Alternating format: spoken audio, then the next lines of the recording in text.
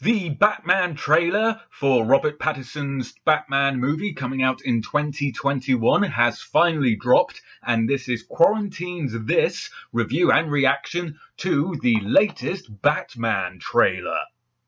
Now, it's going to be interesting to see where this film goes as it stands anyway, as Ben Affleck has said he will return to the role of Batman due to the Zack Snyder cut being released on HBO later next year, I believe. So it'll be interesting to see what they do with Robert Pattinson's Batman.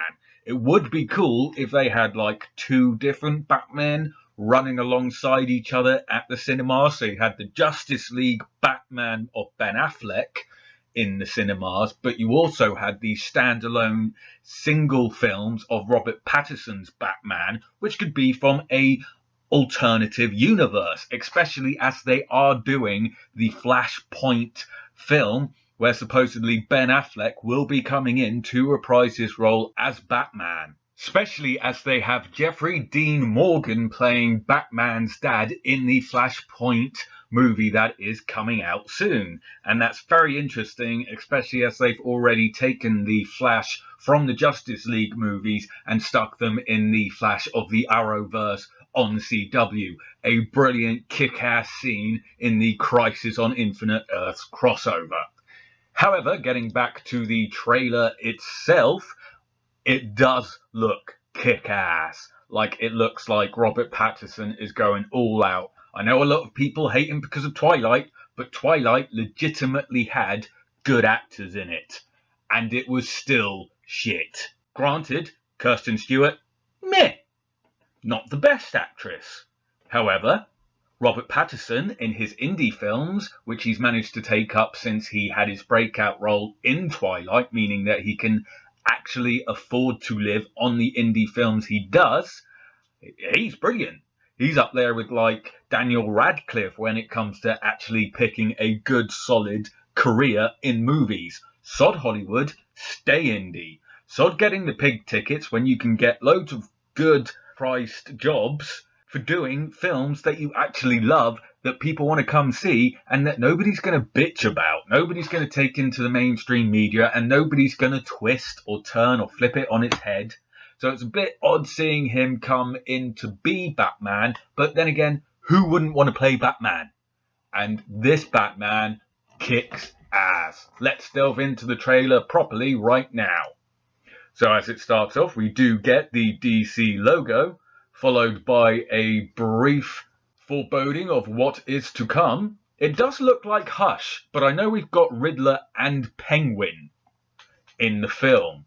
The Riddler being played by Paul Dano and Penguin being played by Colin Farrell, which is an interesting choice. They also have Zoe Kravitz as Catwoman, so Halle Berry wouldn't be the only black Catwoman out there. But at least this one they can't do any worse than Halle Berry's Catwoman, because that was unmitigated garbage. But in this Batman universe, it comes across as dark, it comes across as gritty, it comes across as very much Batman Dark Knight trilogy, kind of a story that you could put in there. It's interesting to see who they've gone with. Chief Detective Gordon, turning him black. Nobody really cares. Nobody really minds. The actor they've picked is a brilliant actor and has been in very many different mystery thrillers and murders whodunits. So this role for this actor fits in perfectly. And Batman does look kick-ass in his big, solid suit, which does look like you couldn't punch through it, you couldn't cut through it, and you couldn't fight, and you couldn't put a gun through it. And when you actually start to see Batman fighting and getting into actions, I'm going to say Bruce Wayne looks a little bit shit. He does look like an emo kiddie listening to My Chemical Romance. So I'm not a big fan of the way they've made Bruce Wayne look, but when it comes to the fighting, there was Catwoman, and the stunts, I'm not quite sure who that's supposed to be. It looks like Hush, but I know he's not in the movie. It's the Penguin and it's the Riddler. Is it supposed to be the Riddler? And that fighting right there, that is so the game. And that is so Michael Keaton's insane Batman. You want to fight, Joker? You want to fight? Let's fight. That's what this Batman looks like. They're shooting at him. They're getting good punches in on him. They are loads of gangsters who are legitimately scared of this insane, crazy, badass, backwards, rich millionaire that just wants to fight because of vengeance. The Batcave looks brilliant. It looks dark. It looks gritty. It looks like the really good. And there's the emo. There's the emo. I want to listen to My Chemical Romance face. Coming 2021, but I like the little question marks to let you know that Riddler's going to be in it. It's going to be interesting to see how they put Catwoman, Riddler, and Penguin together in the film, especially as they don't show any of Penguin in this trailer. Now, I can't see any Colin Farrell. Maybe he's the dude behind the goggles, but I doubt it. But this film is going to be kick-ass. I have been looking forward to this film for ages. Even when people said Robert Pattinson was going to be in it, I did the exact same thing I did with Ben Affleck. Everybody said Ben Affleck was going to be shit, but I pointed out that Ben Affleck isn't a bad actor when he acts angry, when he acts like a gangster, when he acts like he's pissed off and going to beat your head in. Then he's a really good actor, and that's the way he leaned with Batman. And Robert Pattinson is a really good actor as long as you never make any more Twilight movies. I'm just putting it in there. Just never make any more Twilight movies. Never try and remake them. Never go back to them. Never make a series of them. Just let them die with the fans as they grow up, because no one cares about Twilight anymore. And Robert Pattinson is going to be kick-ass as Batman, as we can tell by the fighting, as we can tell by the beating scenes, as we can tell by the look in his eyes. He's angry. He's crazy. He is that crazy rich millionaire. And he harkens back to the Batman comics of the late 90s, early 2000s, when Batman was like killing a few people accidentally, Joker was cutting his face off, Harley Quinn was trying to kill herself constantly, everything went dark, everything went morbid. This is that Batman. And this Batman is going to kick some ass, especially as they've looked like they have taken some strong influence from the Arkham games, especially when it comes to the fighting style. And just blow for blow that you see in that trailer, it looks like they connect, and it looks like he's angry. It doesn't look like he's the best fighter, but it does look like he's the fighter that's going to kick your ass. And he looks like he's going to be hidden in the shadows. That's one thing I do like about this, is the fact that you get a lot of Bruce Wayne, being the detective, going to these different places to get information that he can't when he's dressed as Batman. Batman is there so he can break and enter into places and then go and deal with the bad guys and gangsters.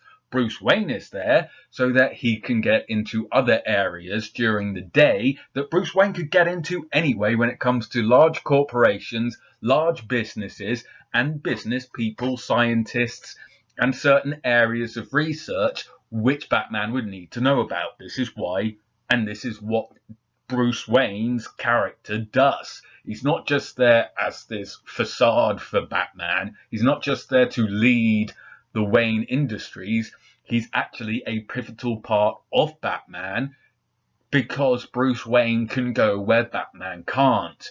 And not only that, but they also seem to be leaning onto the homelessness character that Bruce Wayne creates in his head. Just in case he ever gets psychologically attacked by any of his enemies, he can resort to this homeless guy. And I believe in one comic book, he actually finds himself trapped inside of this homeless man identity, and he has to fight his way out to become Bruce Wayne and then Batman again.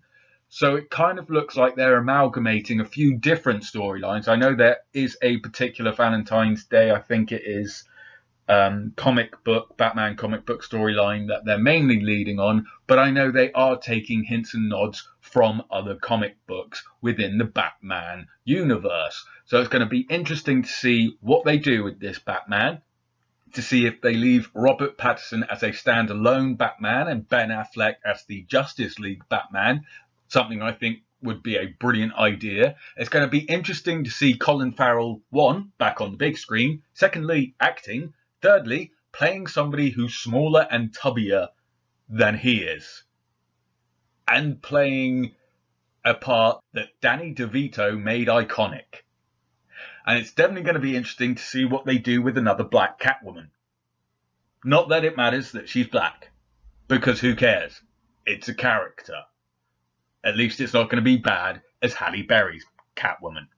But this has been Quarantine's This reaction and analysis of the Batman 2021 trailer starring Robert Pattinson. Let us know what you think about this new trailer and what you're hoping to see in the new Batman movie and what you're hoping to see in the Zack Snyder cut of the Justice League, and also what you think about Ben Affleck reprising his role as Batman in the comments section below. Remember to check out the rest of the Quarantine This channel for some great reviews on movies and series and some original content and documentaries. So remember to like, subscribe, and hit that bell button to keep up to date with our weekly uploads. Until next time, this has been Quarantine This. Thank you very much for watching. Remember to hit that like, and until next time, bye.